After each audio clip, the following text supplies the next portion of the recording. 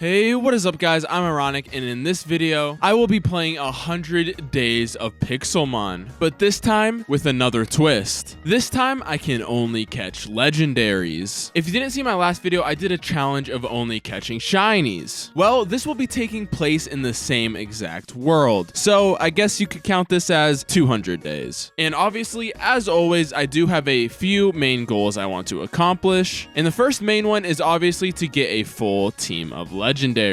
I also want to make my castle look even cooler. Also, before the video starts, go down in the comments below and tell me what your favorite legendary is. Personally, my two favorite are Lugia and Rayquaza. Now, we have a lot to accomplish, so let's get straight into the 100 days. But before the video starts, make sure to go like and subscribe because 90% of you are not subscribed. Also, I've been streaming a lot on Twitch, so I'd appreciate if you could go check it out. That would mean a lot. Thank you. Day one began with me building another portal. Luckily, I did have all the materials I needed to build this from the last 100 days. I then went into the nether and began collecting glowstone. I began hammering some aluminum into aluminum plates, went and gathered some sand, began smelting the sand, and on day two, I used everything I gathered to make myself some PCs. And with the PCs, I put all my shiny Pokemon away besides my shiny Charizard because I have to keep at least one, so might as well keep the highest level one. I then hopped on Charizard and began setting out to find a desert. Why a desert, you may ask? Well, the first legendary we are gonna try to catch is a groudon. And by the end of the day, I found one. Day three, I began running around the desert, waiting for a groudon to spawn. While doing so, I decided to take the time to level up Charizard. So I began battling everything around. Day four, my Charizard fainted, so I needed to find a village so I could heal it back up. And luckily, there was a savanna near me, and luckily, there was a village pretty dang close to the desert. I healed up Charizard and went back to battling Pokemon. I did this for the entire day, and no groudon spawned. Day five was much of the same as I continued just running around, taking on Pokemon, and waiting for a legendary to spawn. And again, I did this for the entire day and had no luck. Day 6, 7, and 8, again, were all no luck. All I did was just battle a lot of Pokemon. Until day 9,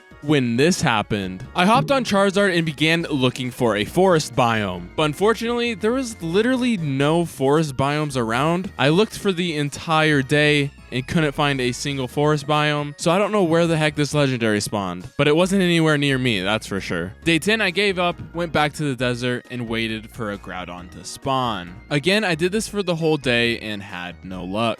Day 11 was much of the same as I just continued waiting for a groudon to spawn. In day 12, I just continued training Charizard, battling lots and lots of Pokemon. And while doing so, this happened. Finally, a groudon had spawned. Now for the hard part, I just needed to find it and catch it. And luckily, I was quickly able to find it. I did have to rush to the Poke Center to heal up Charizard, which was scary because I was scared it was going to despawn. But luckily, I flew back and it was still there. I began battling it and got it pretty low in HP. I then began throwing a ton of Pokeballs at it, and eventually I was able to catch it.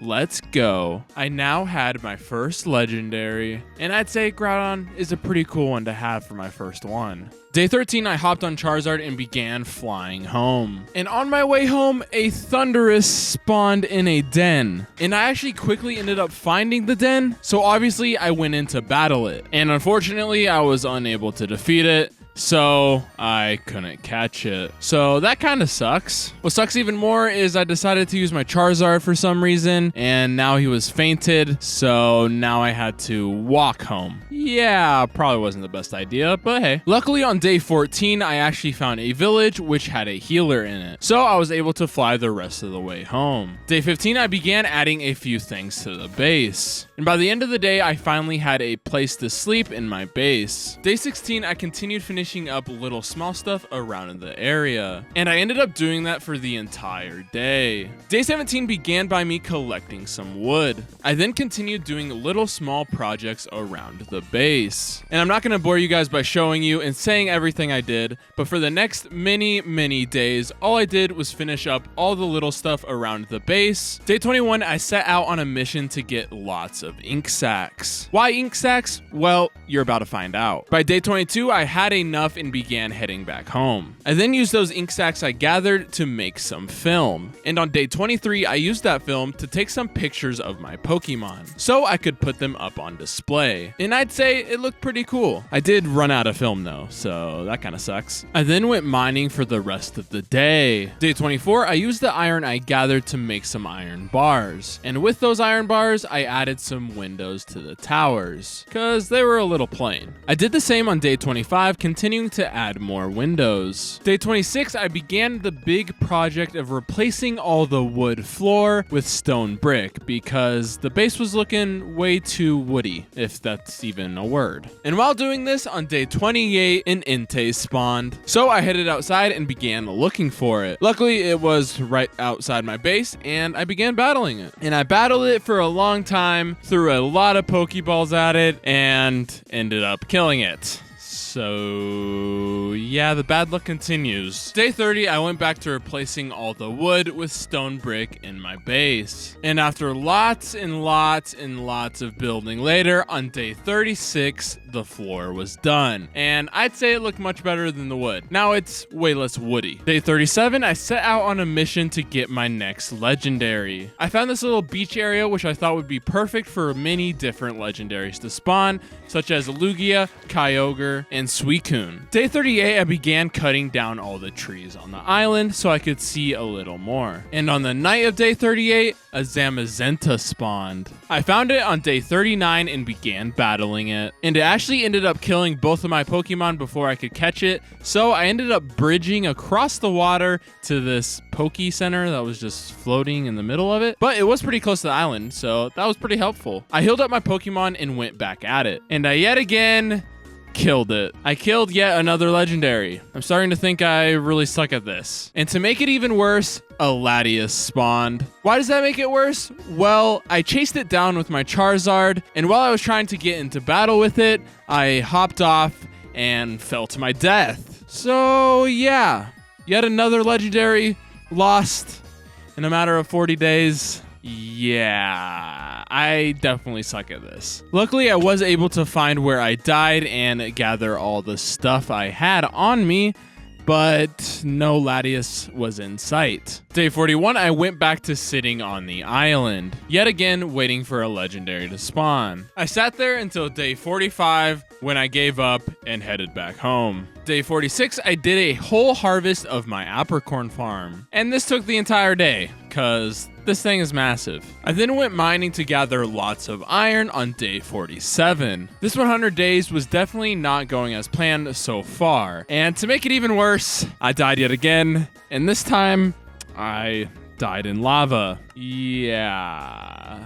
Luckily, I did have extra diamonds, so I was able to recuperate some stuff. I just didn't have enough levels to enchant it. But the rest of day 49 was spent in the mines, gathering lots more iron. And day 50 was much of the same as I just continued mining. Day 51 was spent making a bunch of Pokeballs because I lost all mine in the lava. So yeah. Day 52 and 53 were spent doing the exact same thing, making a bunch of Pokeballs. And on day 53, another entei spawned. So I immediately went looking for it and eventually found it. I began battling it and got it pretty low in HP. I then began throwing a bunch of Pokeballs at it. And finally, I caught one. Let's go. Now that I had two legendaries, I wanted my next one to be my favorite one, which I said in the beginning of the video, my two favorite legendaries are Rayquaza and Lugia. So I wanted to go and get myself a Rayquaza because they're just so dang cool. So on day 54, I began looking for a sunflower plains biome. I quickly found one and set up base. I was gonna be here for the next however many days it took to spawn. And would you believe me if I told you I sat here for 26 days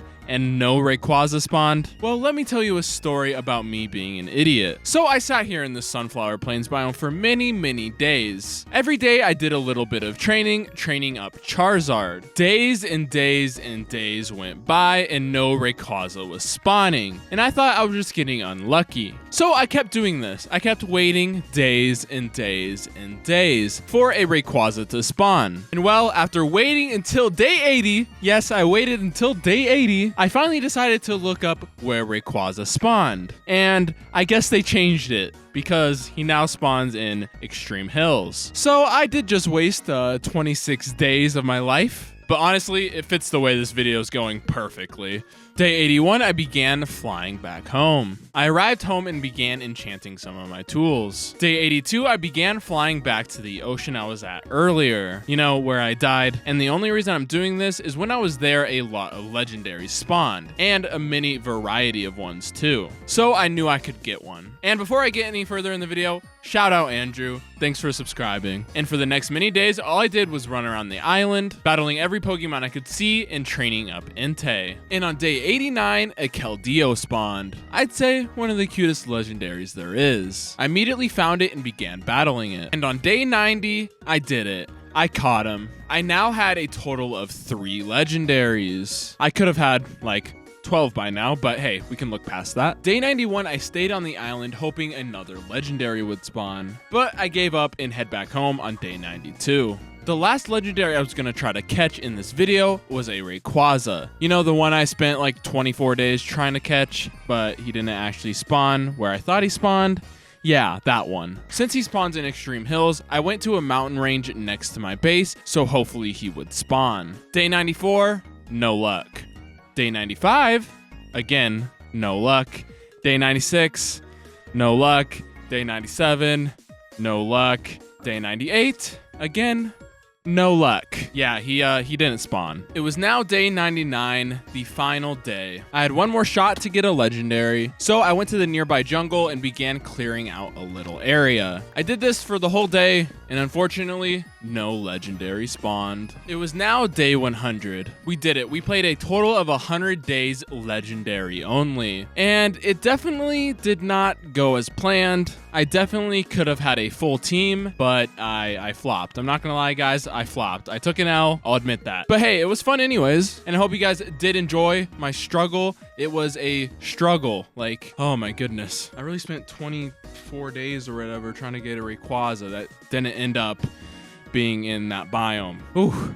Next time, I should definitely look that up beforehand. Anyways, thank you guys for watching. Let me know what you guys want to see me do in 300 days, since technically this was 200 days. Let me know what legendaries you want me to catch, what shinies you want me to hunt for, what Pokemon you want me to catch, and anything else you'd want to see me do in these Pixelmon videos. Don't forget to like, comment, and subscribe, and I'll see you guys next time. Peace.